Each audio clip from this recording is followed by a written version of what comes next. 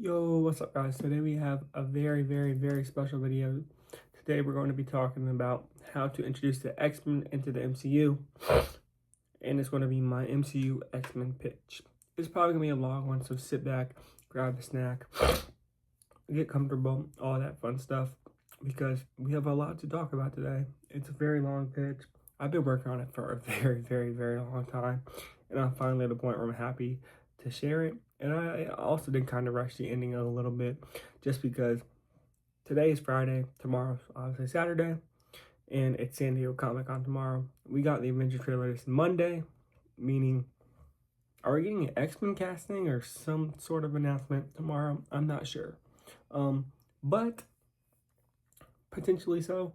Also, that means next week we have Spider-Man Brand New Day, and we know the theories on who Sadie Sink is playing in that movie, so I think now's a better time than any time to discuss this pitch and get it out of the way. After this one, we're going to move on to the Avengers King Dynasty / Doomsday one. So hopefully you guys like it. I know I'm a big fan of it. But yeah, so here's what I have for us. Two things. First, X-Men House of X / Powers of X. This is one of my favorite comic books I own and that I've ever read. It's the Krakoa era for the X-Men, and it's a great picking up point. If you guys want to start reading, I would recommend it heavily. I really do like it. It's a little bit confusing, but then like once you reach the end, it all makes sense. It's like mind blowing. Another thing, Cyclops drawing.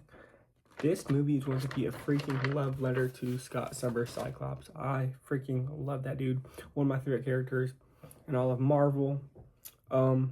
So, yeah. With that being said, let's talk about the main villain. That's a very big thing for movies. And since it's a Cyclops love letter, who better to go with than Mr. Sinister himself? I think we can do very unique and cool things with Mr. Sinister, where we could get a lot of origins for people like Cyclops and some other people, while like not really necessarily origins, but we can get information about them without having to see from the beginning. And if we were gonna bring the X-Men to the MCU, we're gonna not make them young. We're gonna make them like how the Avengers were, like a little bit younger than the Avengers. So the age for the main group is going to be about early 30s to mid 20s to around mid 20s to early 30s. That little 5-6 age range. And then there's a whole another class of people that could be like kind of like teens / really early 20s. But yeah, with that being said, next most important thing to talk about is the X-Men roster. We have Cyclops, we have Jean Grey, Iceman, Storm, Gambit, Rogue, Wolverine, Beast, Professor X. That's the little main roster. First class, we're going to say first class. You'll see why. Then we have a little second class roster. This is like the younger side that we're going to talk about. Nightcrawler, Angel. I know Angel is a first class, one of the original members, but we're changing some things up here. Kitty Pryde, who's going to be a very important character in this movie. The POV character. Magic Colossus, Psylocke. For the Marvel Rivals fans out there, you know I love Marvel Rivals, but they're just also very interesting characters that I think deserve some spotlight. Krakoa. If you guys don't know what Krakoa is, we're going to explain it in this pitch, but that means we're going to have more people on this island than just the X-Men. We're going to have mutants. So we're going to also have Magneto, who's good right now. We'll get a bad Magneto at some point, but not in this movie, spoiler alert. We'll get some Sabretooth maybe, some Omega Red maybe, Juggernaut maybe, Mystique will be in it, Emma Frost will be in it, Pyro will be in it, Moira McTaggart, a key role in Krakoa. I have all the Krakoa era books. If you know what happens, no, we're not going to make her bad. That's a lot to do for this movie. And Krakoa is very, you'll see why we go Krakoa instead of Genosha, but we'll explain that momentarily. We have some Havoc, we have Cypher, Forge, Dazzler, just some characters we have in this movie. But importantly, let's talk about the mutant lore and mutant history in the MCU. Okay, so mutants have always existed in the MCU. The way this pitch will work, they've just been like a lot less common, and they only make up like less than 1% of the population. That's why we haven't seen them so often. There's another reason why, which we'll discuss. Professor X and Magneto are old friends. They're both very focused on the safety of their fellow mutants. Many years ago, Charles and Eric found Genosha, and they decided to make it their home for all mutants, in a place where all of them can not only be safe but feel welcome, and they can kind of like just thrive, you know? If you watch X-Men 97, you know exactly what we're talking about. Or if you read the comics, you know exactly what we're talking about. Things eventually went wrong, and the humans attacked, sending an army of Sentinels with one goal in mind: kill all the mutants and destroy their home. Charles and Eric and a couple other mutants were able to hold off the Sentinels and protect what was left of their home, but it was ultimately too late. The mutants were killed, and their whole entire home was nearly completely destroyed. This left Charles with no choice but to use Cerebro to wipe the entire world's memory of mutants ever existing, meaning this is why we do not know. Also, Sadie is Jean. Maybe they could play into something where, he just messed with people's memory, so maybe they can bond there a little bit. Who knows? I don't really want her to be Jean, though. But back to the pitch. Sorry, we're going to stop interrupting because this is very long. We'll have a long video if we keep interrupting. Okay, now in the present day, Charles and Eric hide on their new island called Krakoa. They live with a bunch of other mutants and have a very simple plan to keep themselves hidden. Charles uses Cerebro to watch over every mutant in the entire world. When someone discovers their powers and their X-gene is activated, the mutants open a gateway to them and they go bring them back to the island. This is where they can learn and control their powers, and then they give them an option. They can use their powers for good and stay with the mutants on Krakoa, or they can just go back to their regular life with their powers, but like understanding them a little bit better, So this is why, hypothetically, there could be some people who were just want to be bad and be like, no, I don't want to be on the island, but I'm still going to use my powers for bad. Those could happen in the MCU, but that would be such a small fraction of people that it makes sense that we haven't heard about it. Does that make sense? I hope that makes sense.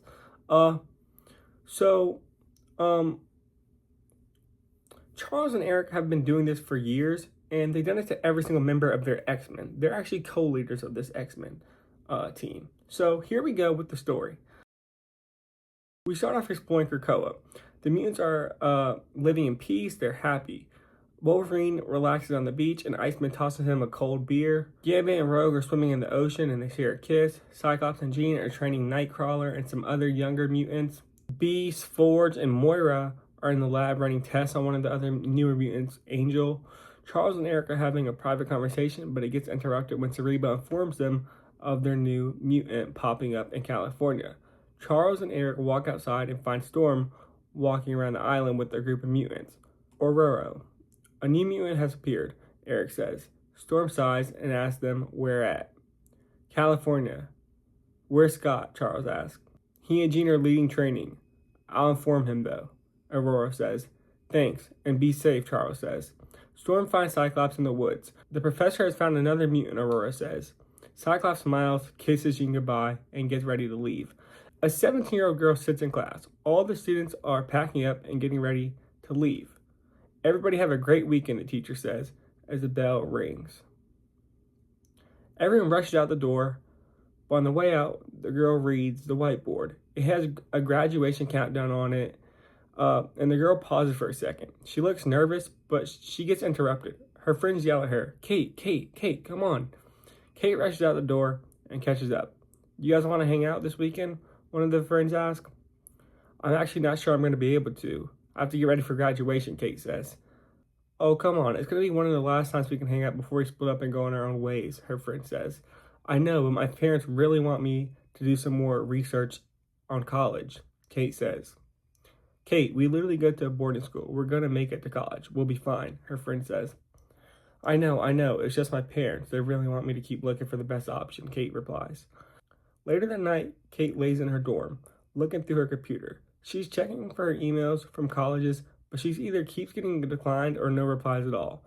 Kate has a mini panic attack, and she gets a migraine. She starts crying, and she feels stuck. figuratively at first, but then literally. She begins slipping through the ground. Kate's dorm is on the 3rd floor of the school, and she ends up falling all the way down into the 1st floor. Kate ends up in the gym, and she starts panicking. She runs through the school screaming, where she eventually makes her way back up to her dorm, where she's greeted by Cyclops and Storm. Kate screams even louder then, but Storm covers her mouth. "I need you to calm down," she says. "What do you mean calm down? Who the hell are you guys? And what's happening to me?" Kate questions. "You're drawing more attention to yourself, and people are going to be coming up here any minute. Is there anywhere we can go?" Cyclops asks. "I have no idea who you are. Why would I leave with you?" Kate asks. "You just need to trust us. We're mutants, like you. We're the same," Storm explains. "We don't want to hurt you. We're just trying to help," Cyclops says. "I don't know what the hell a mutant is, but okay, fine. Come on." The mutants talk by the Golden Gate Bridge. "Okay, so what is a mutant?" Kate asks. "They're us. They're special humans born with unique powers," Cyclops explains. "I was born like this, with these powers?" Kate asks. "They're gifts. You were born with an X gene, and that gene is what gives you your gift. Throughout all of our lives, there's a moment where our X gene gets activated," Storm says. Kate looks shocked. "Watch," Storm says. She summons a giant lightning bolt across the ocean. "So what, you can control the weather? What are you, like Thor?" Kate asks. Storm nods. "What about you?" Kate asks, looking at Cyclops. "Now's not the time for that, but come on, we'll explain more on the way," Cyclops says as he begins walking. "On the way where?" Kate asks, as she hesitantly follows. Scott, Aurora, and Kate walk through a gateway and enter Krakoa. They're immediately greeted by the rest of the mutants. Jean hugs Scott and Aurora and introduces herself to Kate. Charles and Eric do the same. "Welcome to Krakoa, Kate," Eric says. "This is our home. It's for all mutants," Charles explains. "We make up about 1% of the population. It's nice to meet you, by the way," Bobby says. "Thanks, guys," Kate says nervously. "What do you say we take you in to the lab and learn more about you and your powers? Then we could take you on to a tour of the rest of the island," Charles says. "Okay, yeah, sure," Kate says hesitantly. In the lab, Beast and Moira run tests on Kate. Jean and Ro keep them company. "It seems like your X gene gave you the ability to phase through any solid object," Beast says. "That's a completely new gift. We've never seen it before," Moira explains. Is that bad?" Kate asks. "No, of course not, sugar," Rogue says.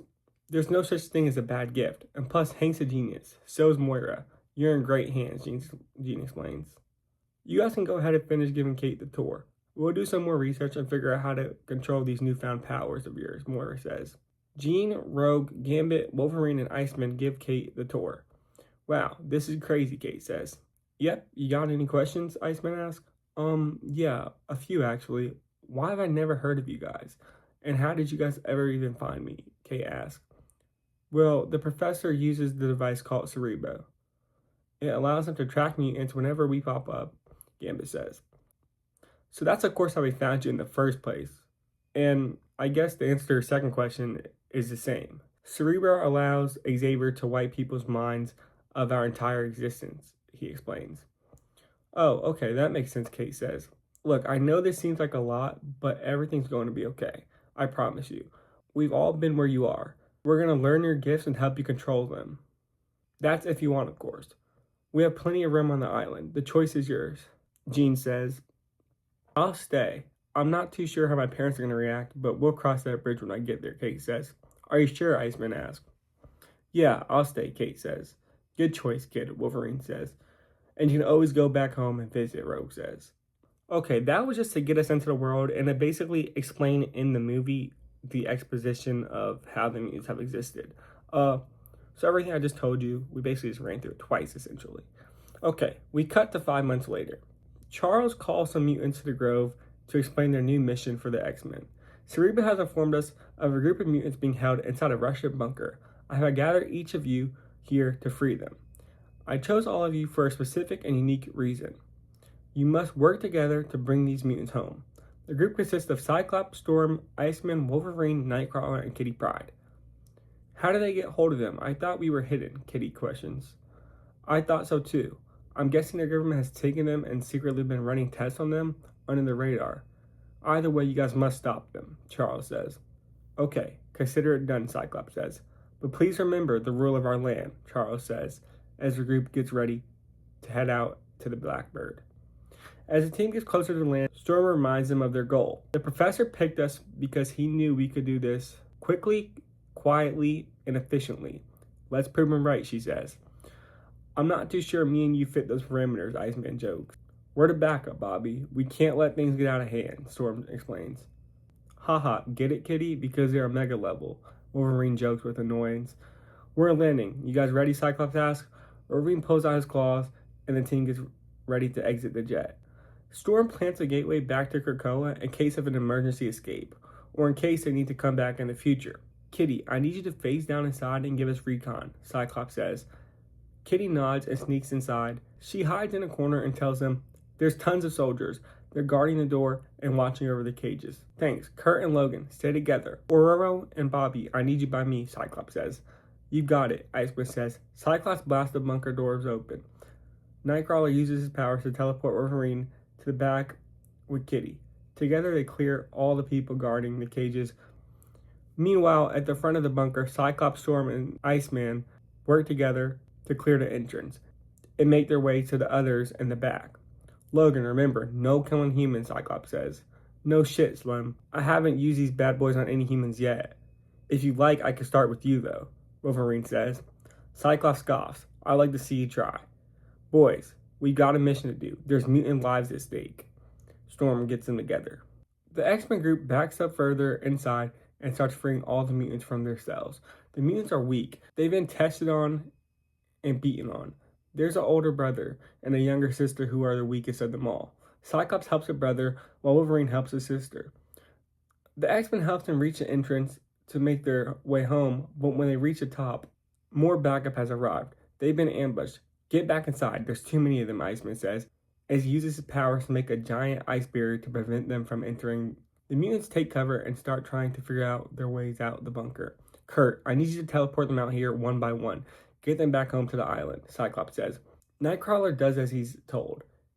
He leads the mutants through the gateway and gets them back to Krakoa. Magneto notices all the mutants come through and greets them, but he's confused. Immediately, he looks for Charles. What's going on? Where's all these mutants coming from? Eric asks. Well, it's just a part of the X-Men's mission, Charles explains. What mission? Eric asks. I found out about a secret mutant prison, so I sent a group out to save them, Charles says. Why didn't you notify me? Eric asks. Eric, we have to handle this the right way. I know that it was wrong, but I also know you. I know your past. I know this would have been triggering, Charles explains. Eric grins. He's clearly upset and walks away, but he's heading towards the gateway. Where exactly do you think you're going? Charles asks. I'm going to save our X-Men. And don't worry, I try my best to kill no man, Eric says. Magneto comes out of the gateway and arrives into the woods. He sees the army of soldiers firing at Iceman's wall. Nightcrawler teleports back into the bunker and gets ready to bring the next person. But while they're all inside, they hear the shooting stop for a second. Outside the bunker, Magneto attacks. He takes control of all their guns, grenades, tanks, everything. Every last one of them is unarmed. The X-Men know what's happening. They know it's their sign to escape. Nightcrawler continues his job of bringing them all back to the gateway, one by one. Cyclops is the last one left. Scott, come on, man, Nightcrawler says. No, you guys go back. I need to stay here with Tim. No mutant left behind. Even him, Cyclops says. Nightcrawler teleports back into the woods with the rest of them. Come on, let's go, he says. What about Slim? What about Eric? Wolverine asks concerningly. They said go back without them. They'll take the gate, Nightcrawler says. What? No, what if something happens to them? We're a team, Kitty Pryde says. It was the professor's orders. We have to trust them, Storm says, as she, Kitty, Bobby, Logan, and Kurt load into the Blackbird. Magneto levitates in the air. He monologues angrily. We get a flashback of World War II and his tragic Holocaust origin. You guys are so afraid of us, to the point where you guys cage us, run tests on us like we're animals. You think we're freaks and monsters, but the truth is you guys are real monsters. When I was a boy, I was beat and caged and treated just like you treated my fellow mutants here today. A younger, more brutal, less forgiving version of me tracked those men down and I killed them. I got my revenge, and believe me, I would love to do that for those mutants, but I made a promise. I swore to kill no man, but you guys are not men. Men are understanding and forgiving. They're brave and open to difference. You guys are insects, cowards. You let your fear justify your actions. Friends of mine will tell you you have nothing to fear, but they lie. They want you to feel safe. You absolutely should be afraid. We come back to the present. Magneto destroys all of their weapons and machines as Cyclops unleashes a powerful blast to break down Iceman's wall and get out of the bunker. Scott unleashes a blast through the whole crowd and knocks all of them back off their feet. You guys can fear us, hate us, run tests on us, hell, even try to get rid of us, but there's simply nothing you can do. So look, I will let you guys go and walk out freely. Your memories will be wiped in moments. But in the off chance that anything goes wrong and you remember any of this, please let it be this. You guys have new gods now. And never let this happen again, or I will make this world a living hell for all of you. Magneto continues. He and Scott walk off into the woods and go through the gateway as it closes behind them. As soon as they arrive on Krakoa, the mutants begin cheering for them. This was supposed to be a secret mission, but when Magneto got involved, the majority of the island found out about it. Charles and Eric shake hands, which turns into a big hug. I understand your thought process, but please don't make the mistake of keeping something like this from me again, Eric whispers to Charles in his ear. I'm just glad you're okay, friend, Charles responds. Jean rushes over to Scott and gives him a giant hug. I'm so happy you're okay. You guys did great, Jean says, as she gives him a kiss. The Blackbird lands, and the crowd of mutants cheer even louder and happier. Iceman and Nightcrawler get off first, and Gambit and Rogue rush over to greet them. We see Iceman and Gambit have a handshake, and Rogue gives Nightcrawler a huge tight hug and picks him up. Wolverine comes off with a neutral look on his face. Jean notices it and goes up to him, bringing Scott. Cheer up, Logan. What you guys did was amazing, Jean says excitedly. I don't feel amazing, Jeannie. I'm a weapon made for killing, and I can't even do that anymore. Even still, after everything they do to us, Wolverine says, partially joking but partially being serious. Scott and Jean laugh. You're not wrong, but we have to be better than them. Look, I'm just glad you guys are okay, Jean says as she gives him a hug. Good work today, Logan, Scott says as they nod at each other. You too, Slim, Wolverine says as he walks away from the crowd. Storm and Kitty get off the Blackbird last and everyone cheers. The mutants throw a giant party and celebration. The X-Men's roster unite and talk about their mission. Minus Beast. He's in the lab working. Great work, guys. I will say I'm a little jealous I couldn't tag along for the ride, though, Rogue says. Oh, so am I. You have no idea what I would do to be out there. It's felt like forever, Jean says. Oh, tell me about it. I ought to go give the old professor a piece of my mind. What's he thinking leaving me on this island watching all the fun happen? Gambit jokes. Oh, don't be silly. You know it won't be long until another group pops up and we're back at it again, Kitty says. Kate's right. It seems like we've had our work cut out for us recently. Here's to a well-needed break. For some of us, at least, Iceman says as they all do a cheers and have a drink. The group consists of Scott, Jean, Bobby, Aurora, Remy, Anna Marie, Kurt, Warren, Kate, and Alex. Don't jinx us now, Bobby, Scott jokes. Professor X speaks to Scott mentally. He laughs at their conversation. I'm glad you guys understand our lives here. I would like to speak to you privately before the end of the night, whenever you get a chance, he tells Scott. Scott replies in his head. For now, he continues his chat with his brother Alex. Anyways, good work today, bro. I'm proud of you, Alex says, with a hint of sadness in his voice. I'm proud of you too, man. Keep your head high. Your time will come. Trust me, Scott says as he gives him a hug. Charles and Eric meet with Kitty on a hill watching over the island. They can see everything from up there. Everyone is partying. Dazzler's performing, Nightcrawler plays the guitar and dances with mutant children. Gambit and Rogue play poker, Forge does repairs and upgrades to the Blackbird, and Iceman builds ice sculptures for the children. Everyone is happy, and Kitty is finally really starting to fit in and see what Krakoa is all about. Everyone deserves happiness, even them. Kate, come look at this, Charles says, as Kate walks back from the edge of the cliff to look at the huge tree. Charles shows her the tree, more specifically all the X-Men's names and initials that have been carved into it. It's your time, Eric says, as he levitates a metal blade to her. Are you guys sure, Kate asks. Yes, this is your home, and you're an X-Men, Charles says. It has been 5 months after all, Eric jokes. I know, but it just doesn't feel right. We still have to figure out how there were just a group of mutants out there, and we are so late to figure it out, Kate says. I suppose you're right, Eric says. It's just when you've seen what we have, you learn that life is short, and you need to celebrate your wins when they come. You know, the world thinks paradise is without conflicts, Charles says. Is it not, Kate asks. No, paradise is just simply a place where people choose to protect one another, and that's exactly what we have here, Charles explains. Scott and Logan sit at the beach bonfire. and drink beers. They just sit silently. They don't hate each other. They just don't understand each other, and that's okay. Everyone else is dancing, but that's not their style. That's until they're dragged in by Jean and Kurt. Jean makes Scott dance with her, and Kurt makes Logan dance with him.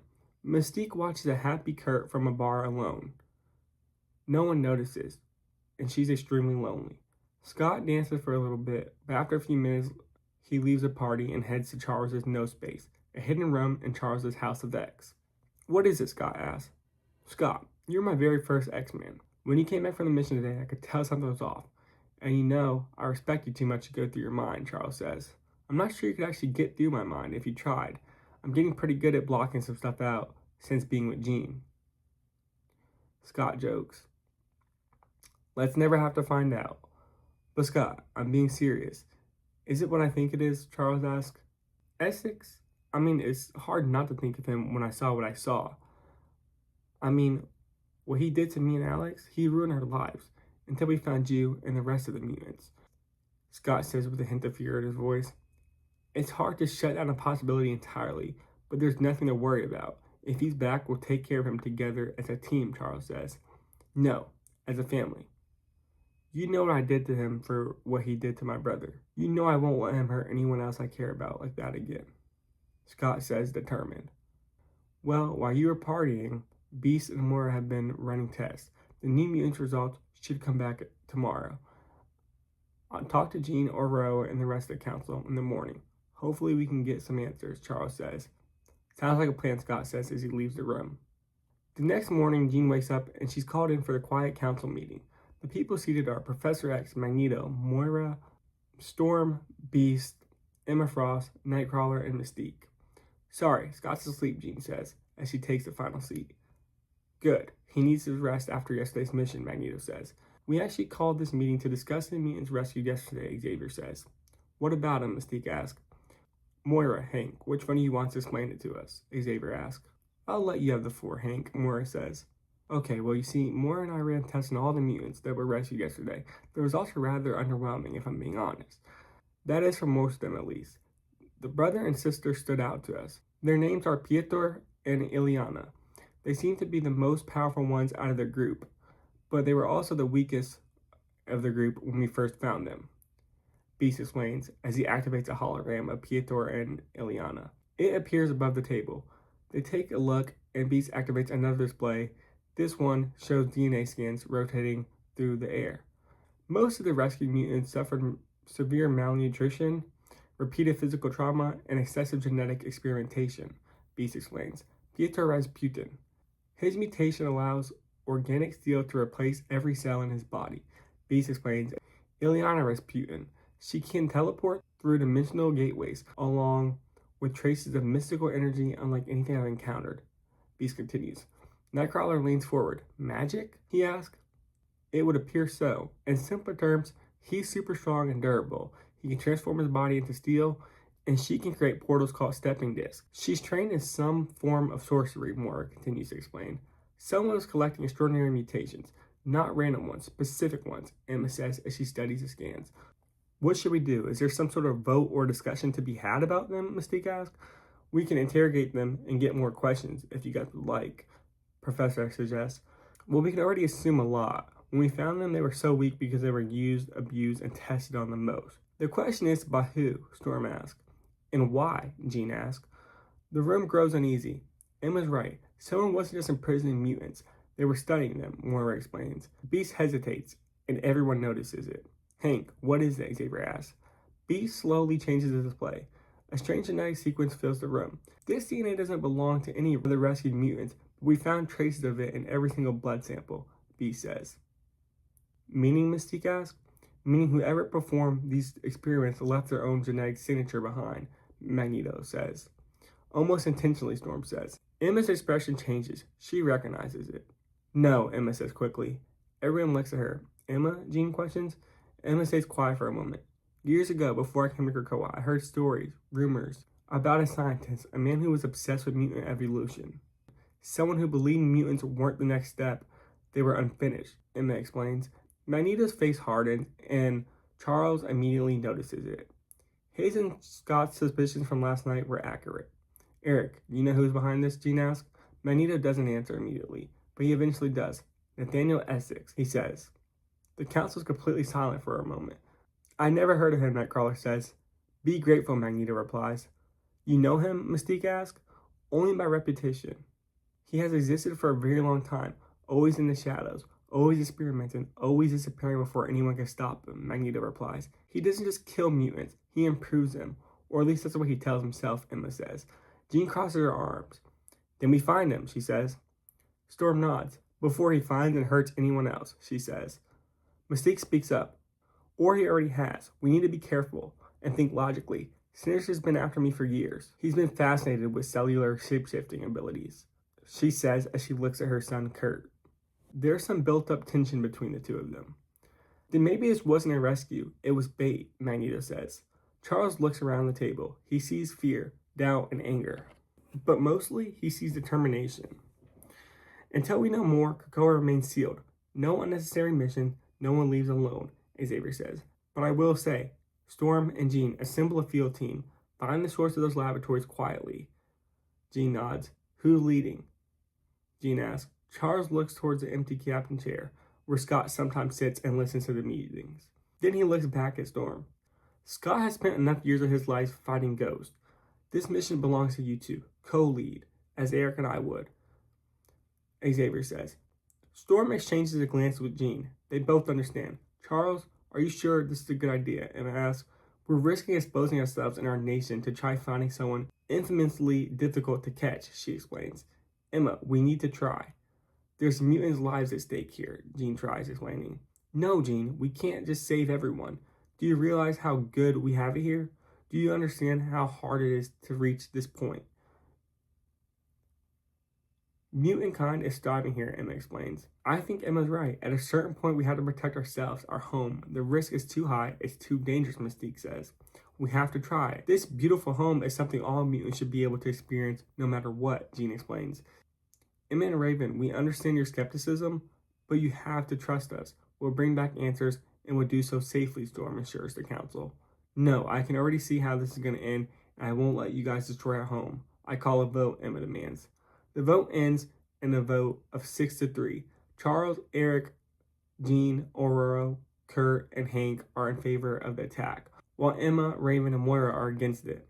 I'm sorry, but the decision is made, Charles says. Magneto agrees, but he definitely shows a little bit more skepticism.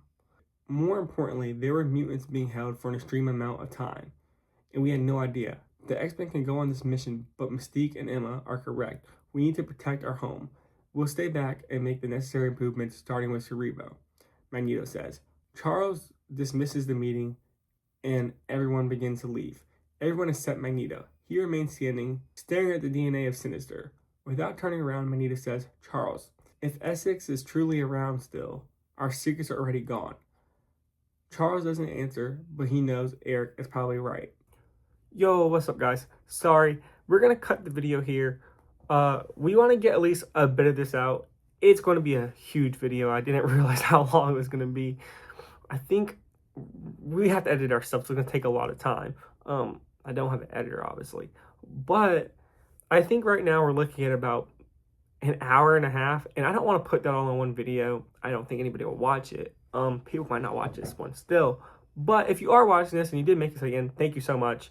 We're going to cut it here. We'll do the second act in the next video, and then third act in the video after that. But I hope you guys are enjoying. The second act will probably be up sometime next week, and then the third act will be up the following week. So we're going to probably do it weekly.